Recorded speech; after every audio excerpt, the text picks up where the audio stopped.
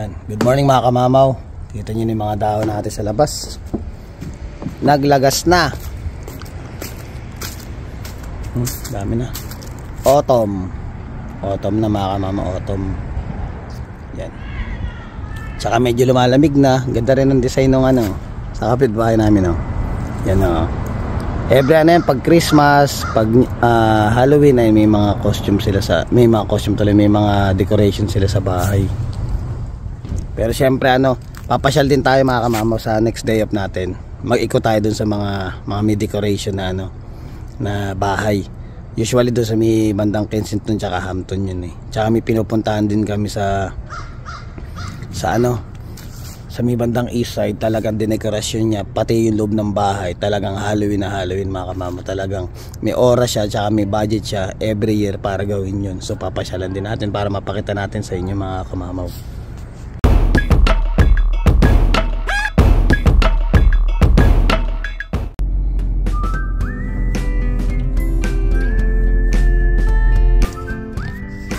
Happy Thanksgiving mga kamamaw.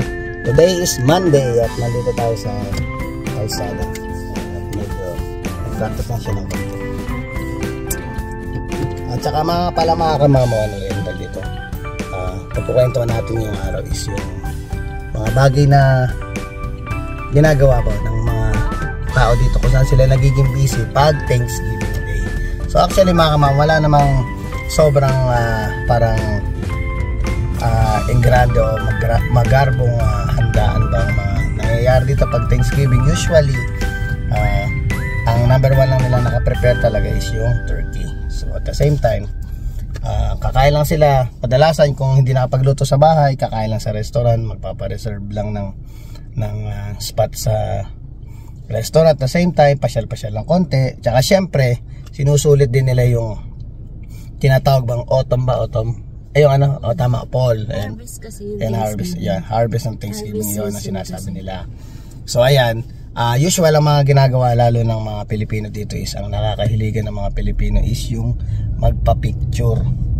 Yan, magpa-picture. Meron tayong mga kabarkada na hininga natin ng picture. Actually kami, hindi pa kami nakapag-set ng ano, na magpapa-picture sana kami ng ganun. May kakalala naman kaming photographer, kaso nga lang, kumbaga medyo busy kami sa schedule namin, hindi namin na maisingit. Pero siguro sa mga susunod na pagkakataon baka magkaroon na ng chance. So ay mga picture papakita natin habang vlog tayo, papakita ko yan mga picture na yan. Ay shoutout kay Wency, kay Dency tsaka kay Jeff Alejo. Ayan yung mga picture nila kasama yung anak niya si Jercel. And then sa kabilang grupo naman is kila Rafael Cebu tsaka kay Grace. Yan, ano nila, picture nila nung sila. Alam ko si Jeff din ang ano, actually si Jeff yung photographer nila. Si Jeff yung kadalasan kinukuha ang photographer dito ng mga Pilipino na magpapakuha na hindi lang naman sa ano, fall season, kahit na winter time, kahit na summer time. Basta pag gusto niyo magpa-reserve ng appointment or something, ay lang message nyo lang ang Prince for Keeps, di ba? Yun, Prince for Keeps. And hanapin nyo si Dency Alejo or kaya si Jeff Alejo. Sila yung ano nun, sila yung owner nung ano yan, ng business na yun. So message nyo lang siya. Mababait na tao yan at talagang madaling makausap. So ngayon mga kamamo, tingnan natin ang parking nya. Good job, good job. Actually mga kamamaw, okay na. Bubulong-bulong pa, di ba? Naririnig nyo. Okay na siya mga kamamaw, maayos na siya mag-drive. Pero syempre ito, at ako sa inyo, nalalagas na mga dahon. Lagas na dahon mga kamamaw. Ayun, ipon na lahat. Talagang ano na. Pero may times na mainit pa rin siya mga kamamaw. Pero mararamdaman, yung kumbaga init na araw nandun pa rin. Pero yung lamig mga kamamaw, ramdam mo na. So parang kung dati kaya mong lumabas, makakalabas ka pa rin naman nakasando, pero ramdam mo na hindi ka tatagal ng nakasando lang pag lumabas ka. Kaya ngayon tayo pag lumalabas, nagja-jacket na ako. So ito ngayon, ikot-ikot lang kami para mapakita natin sa inyo yung ano, yung ganda ng ano, ganda ng kalikasan kapag fall season na. Actually kasi mga kamama, kung titingnan natin is parang mas pinakamagandang ano to, part ng season, yung fall season. Mas para sa akin kaysa sa winter time, mas gusto ko yung itsura nito na ano, yung naglalagas yung mga dahon, yung kulay brown ng paligid, ganun ang ano eh. Ganun yung itsura ng ano natin eh, kalsada eh. Yun mga kamama, tahimik na tahimik yung ano, kalsada ngayon. Yung iba nagpe-prepare na sa mga bahay-bahay nila. Yung iba siguro mga nasa lake. Yung iba nasa bakasyon kasi nga long weekend from kahapon, mga bukas pa ang balik ng mga yan eh. So ganito lang ang ano, ganito lang ang mga celebration dito sa Canada. Pero kung isipin ng mga kamamaw, mas okay pa rin sa Pilipinas. Kasi nga sa Pilipinas yung celebration ng mga ganitong klaseng ano, mas masaya. Mas masaya na the way na kung paano nila i-celebrate yung mga holidays mga kamamo is walang tatalo. Pilipinas pa rin talaga ang pinakamaganda lugar or spot para mag-unwind, mag-relax at syempre i-celebrate yung mga ganitong klaseng ano, mga okasyon. Mas masaya kasi number one, ano pa ba mga number one na pinakamagandang or pinakamasayang gawain ng mga Pilipino pag ito ko na lang lamigo. Tama yan. Gawain ng Pilipino kapag ano, kapag may mga gantong mga event or mga celebration. Syempre mga kamamo, hindi mawawala ang video okay.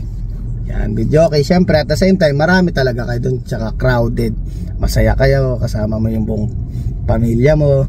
May mga dayo na kamag-anak from other province. May mga bisita, mga kapitbahay, mga kababata, ayan, mga kasama mo sila. Dito na lang sa ano. Ayan. Itong driver natin ina-assist ko pa. Ayan, sunod ako sa'yo.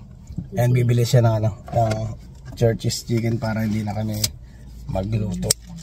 So ayan mga kamama, yun nga, mas masaya dun sa Pilipinas na kasama mo yung mga kamag-anak mo, yung mga kapamilya mo. Dito katulad yun, nandito kami ni Mrs.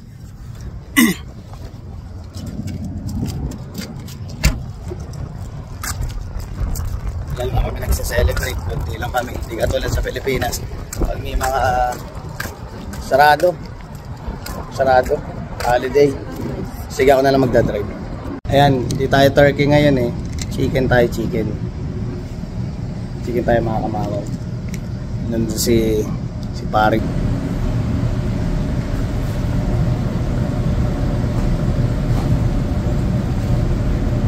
It's okay. It's so ayan mga kamamaw, isa sa pinakamasarap na ano, na chicken dito sa Saskatoon. Ayan, pasyalan nyo, itry nyo Church's chicken mga kamamaw. Honestly para sa akin mas masarap to kaysa sa Popeyes.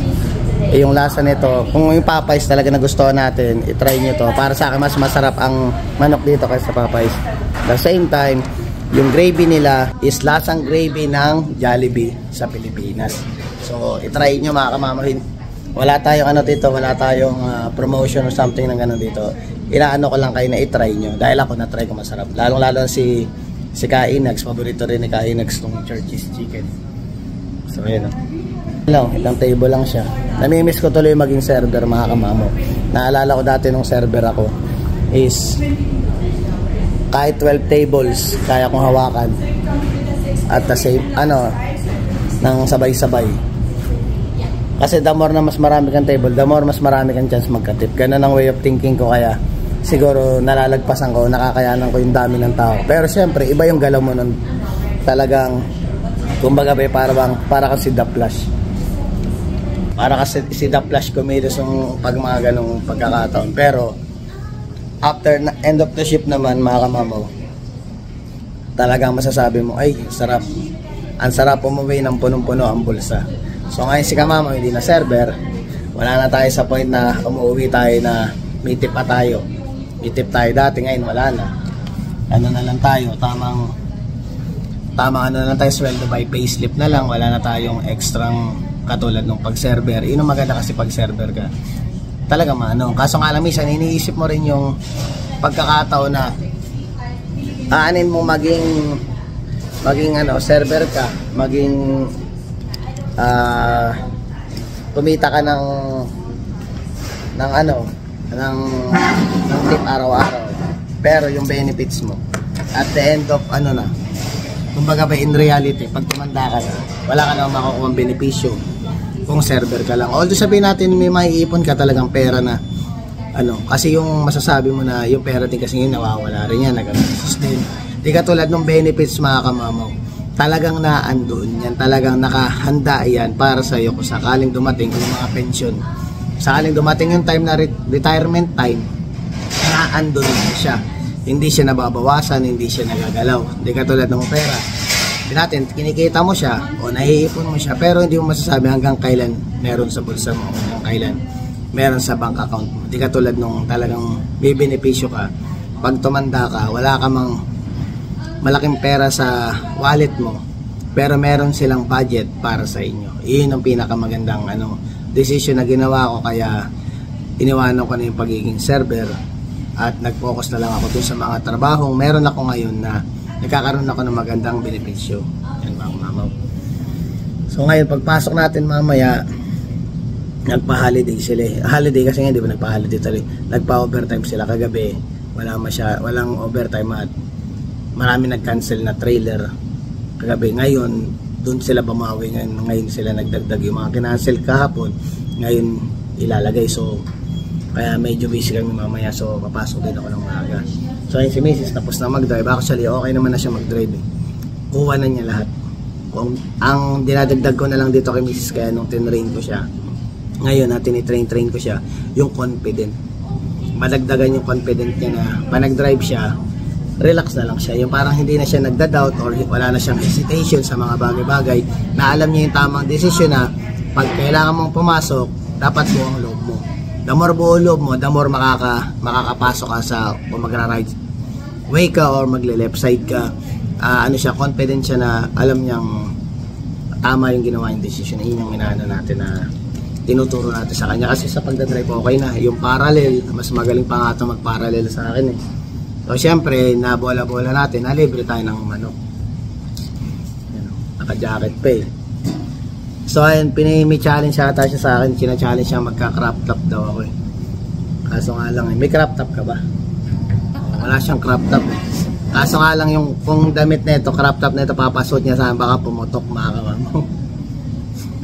Kasi may mga nakikita tayo, shoutout kay Tito J Mariano. Ayan, subscribe niyo yan or i-follow niyo yan sa Facebook, Tito J Mariano, si Kabosing.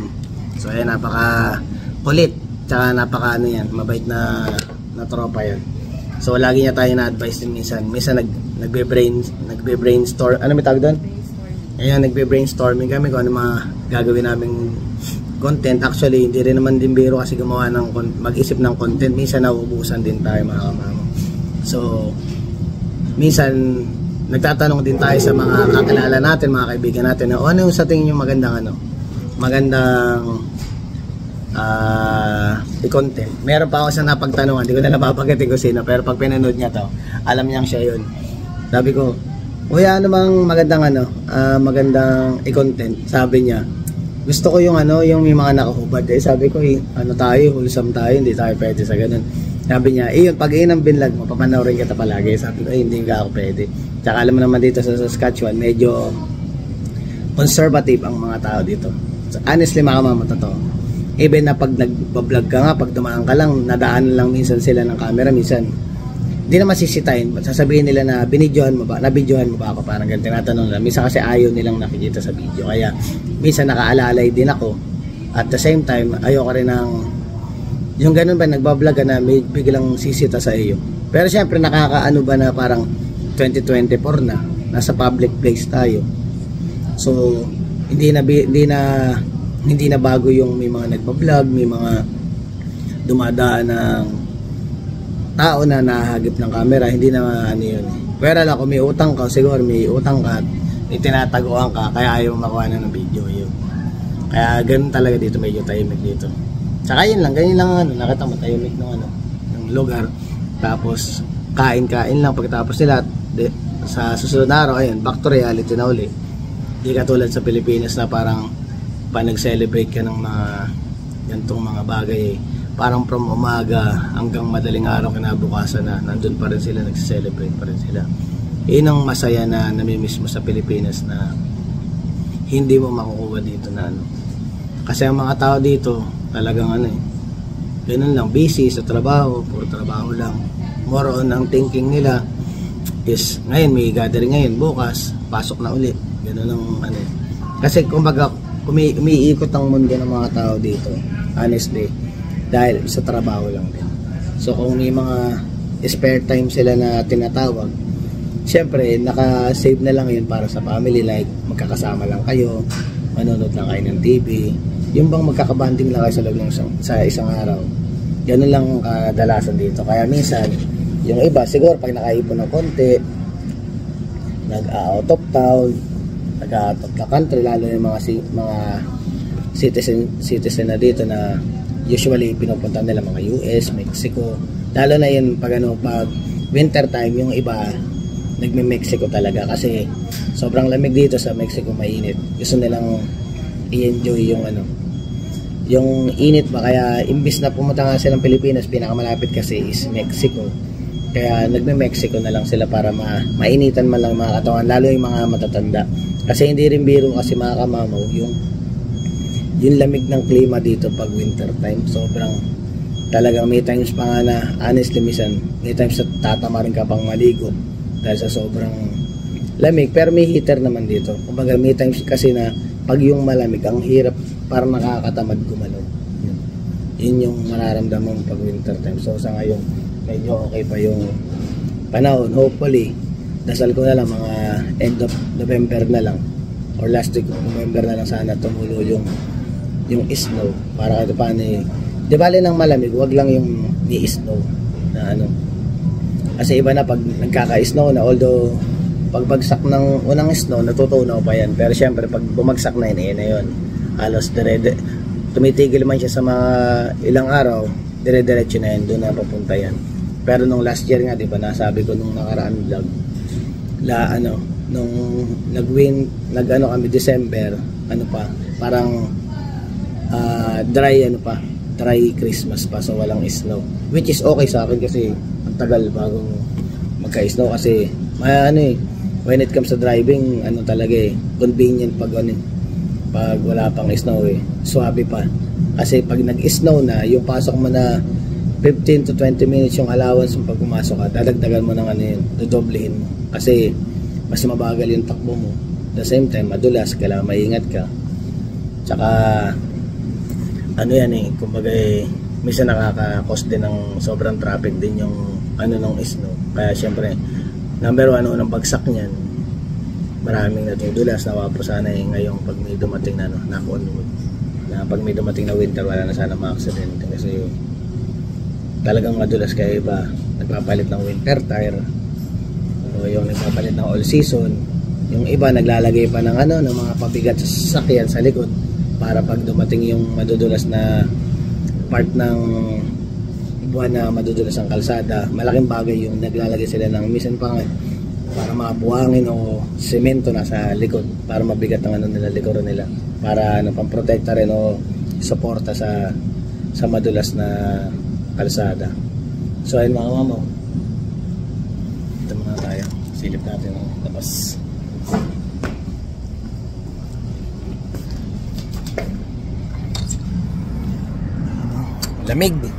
Malamig.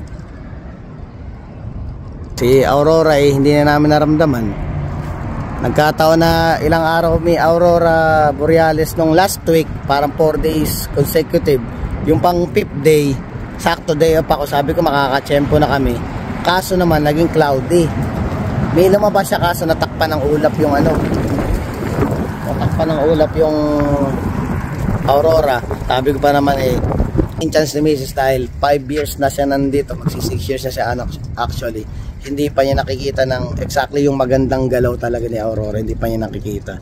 Akala ko makikita na nung Sabado, so parang talagang inilalayo siya kay Aurora Borealis.